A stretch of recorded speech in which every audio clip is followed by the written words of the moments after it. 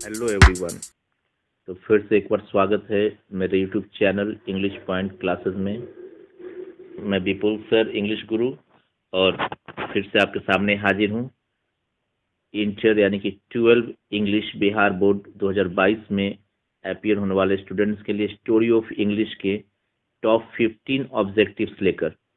और मुझे पूरा विश्वास है कि अगर आपने इनको ध्यान से सुना और याद कर लिया तो इससे क्वेश्चंस आपके एग्जाम में पक्का टैली करेंगे। दैट्स वाई मैंने इसे नाम दिया है top 15 objectives from story of English book. तो चलिए बिना देर के शुरू करें।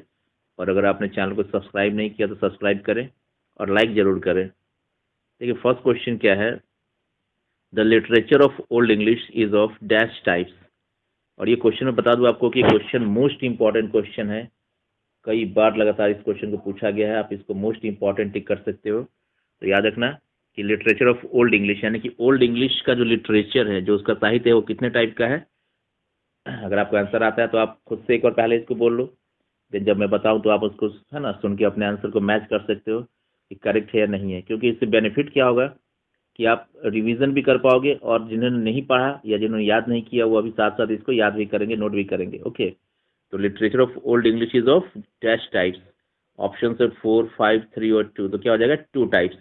तो याद रखना मोस्ट इंपॉर्टेंट क्वेश्चन है कि ओल्ड इंग्लिश का जो लिटरेचर था वो कितने टाइप्स का था, 2 टाइप्स का था। Okay, second question, a sonnet consist of dash line. देखिए कंसिस्ट का स्पेलिंग गलत हो गया है, CONSISTS है ना। A sonnet consist of dash lines. अभी देखिए सोनेट, तो आपको थोड़ा सा बता दूं यहाँ पे सोनेट क्या है। तो सोनेट एक तरह का पोयम होता है, ठीक है। याद रखना है कि सोनेट क्या है। तो सोनेट क्या है, तो याद रखना sonnet is a type of what, type of poem. हो सकता है पूछ दे कि sonnet is a type of what, sonnet type of poem.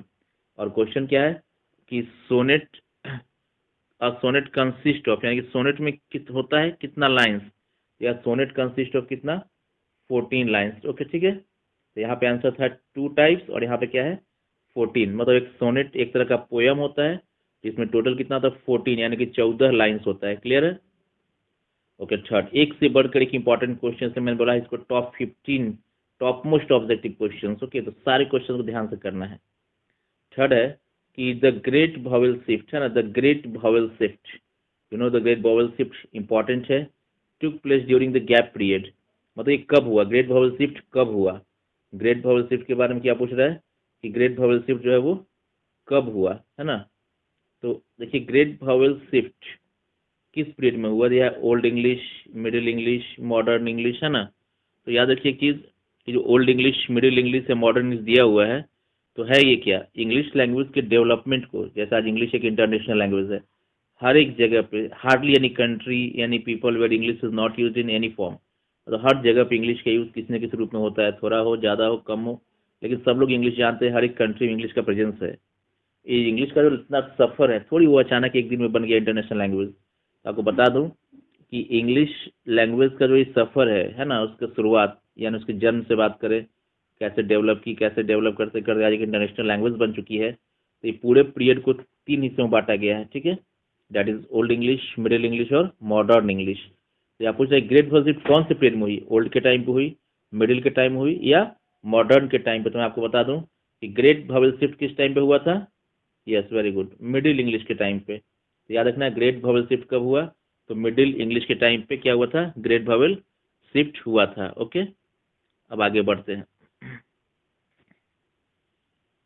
Question number आपका जो 14 है ना, 4 sorry, gap is younger than Sanskrit. देखिए मोस्ट इंपॉर्टेंट है, मतलब इसमें बार बार कहना पड़ा मोस्ट इंपॉर्टेंट, बिकॉज ये टॉप 15 ऑब्जेक्टिव क्वेश्चन है जो बार बार एग्जाम के अंदर रिपीट हुए पूछा गया है। क्या है, gap is younger than Sanskrit. ये क्वेश्चन काफी टाइम पूछा गया है ना। अब गैप इज यंगर, आप समझते हैं यंग छोटा है ना। अब यहाँ पे यंगर का सेंस क्या है कि मतलब एक न्यू, न्यू का सेंस है, ऐसा नहीं कि यंग होता है छोटा और बड़ा का बात है कि न्यू। तो गैप जो है या dash is younger than Sanskrit, Urdu, Punjabi, English और संस्कृत वापस। तो संस्कृत तो खैर खत्म ऐसे ही, बिकॉज संस्कृत लैंग्वेज तो आपका होगा नहीं। तो कहने का मतलब क्या है कि अब कौन सी लैंग्वेज है जो संस्कृत के कंपेरिजन में यंगर है, यानी काफ़ी बाद में उसका ऑरिजिन हुआ, काफ़ी बाद में वो आई है। तो नो डाउट यहाँ पे मेरा आंसर क्या होने वाला, इंग्लिश। अब देखिए इसमें एग्जाम में क्या करता है ना, कई बार जहाँ पे ये है क्या है यंगर लिखा हुआ है, तो यंगर की जगह पे कई बार आपको लिख देगा ओल्डर। ध्यान रखना, बहुत सारे बच्चे फंस जाते हैं यहाँ पे। डैश इज ओल्डर देन, यहाँ भी डैश दे देगा, यहाँ भी डैश दे देगा।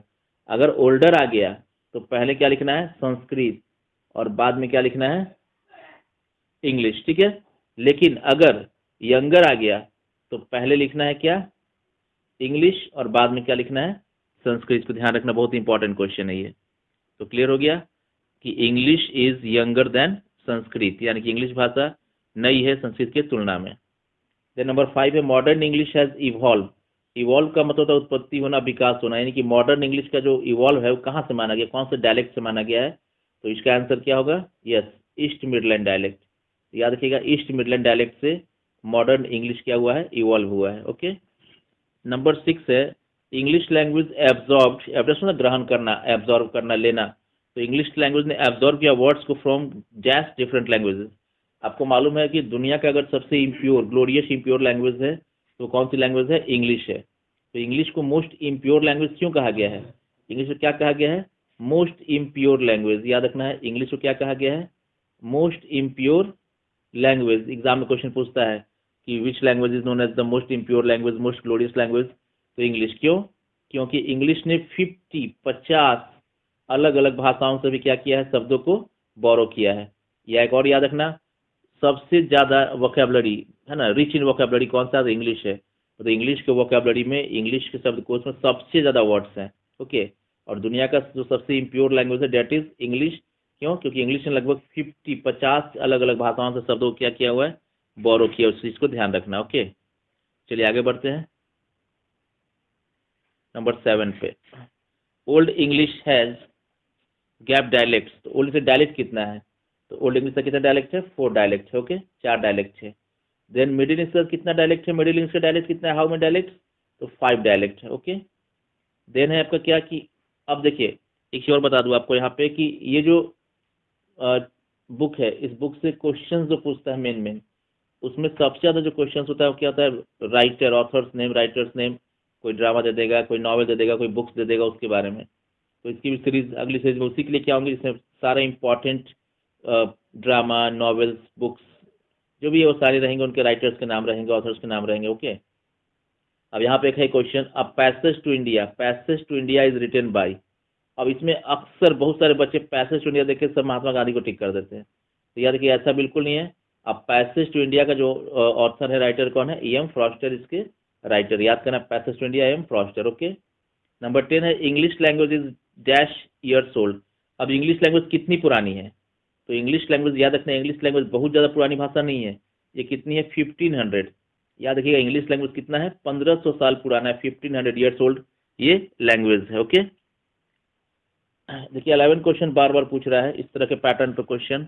विच language is not our native language. देखिए नेटिव, नेटिव का मतलब क्या होता है, जो अपना खुद का लैंग्वेज। ओके। तो जैसे अब इंग्लिश, हिंदी, मराठी, पंजाबी। अब पंजाबी तो अपना इंडिया का लैंग्वेज है, सब लोग जानते हैं। मराठी अपने यहाँ का लैंग्वेज है, हिंदी अपनी लैंग्वेज है। तो नॉट आवर नेटिव, हमारा नेटिव कौन नहीं है, तो हम सबको मालूम है इसका आंसर क्या होने वाला है, इंग्लिश। क्योंकि इंग्लिश बाहर की भाषा है, इंग्लिश है ना, अंग्रेजों की भाषा है, हमारी भाषा नहीं है। ये हमारा नेटिव नहीं, समझो, नेटिव विलेज, अपना गाँव है ना। तो ये याद रखना कि इंग्लिश हमारी नेटिव विलेज नहीं है। उसके बाद है क्या, untouchable is written by. Untouchable काफी इंपॉर्टेंट है ये दोनों इंपॉर्टेंट है, क्योंकि मैंने बताया पहले कि अगली सीरीज में इसी के लेके आने वाला हूँ बहुत जल्द। तो अनटचेबल किसने लिखा था, तो अनटचेबल का जो है वो किसने लिखा था, मुल्कराज आनंद ने लिखा था। याद रखना है, अनटचेबल किसने लिखा, मुल्कराज आनंद। देन है Tughlaq is written by. Tughlaq, Tughlaq का भी जो राइटर कौन है, तुगलक इज गिरीश कर्नाड, है ना। देखिए स्पेलिंग गलत हो गया है, लेकिन मैं यहाँ बता दूंगा आपको, तुगलक का राइटर कौन है, Girish. Okay, GIRISH, Girish Karnad, KARNAD। Spelling तो आपको ऑब्जेक्टिव आएगा, टेंशन नहीं लेना है। Tughlaq is written by Girish Karnad. Okay, चलिए आगे बढ़ते हैं। David Copperfield. देखिए डेविड कॉपरफील्ड बहुत ही इंपॉर्टेंट है, बहुत ही एक अच्छी ये नॉवेल थी, है ना। डेविड कॉपरफील्ड किसने लिखा था, चार्ल्स डिकेंस ने लिखा था। और लास्ट क्वेश्चन तो आप समझ लो, बस एग्जाम में आ गया ऐसा मान लो, ये मोस्ट इम्पॉर्टेंट है, जिसको आप लोग है ना अच्छे से याद कर लेना।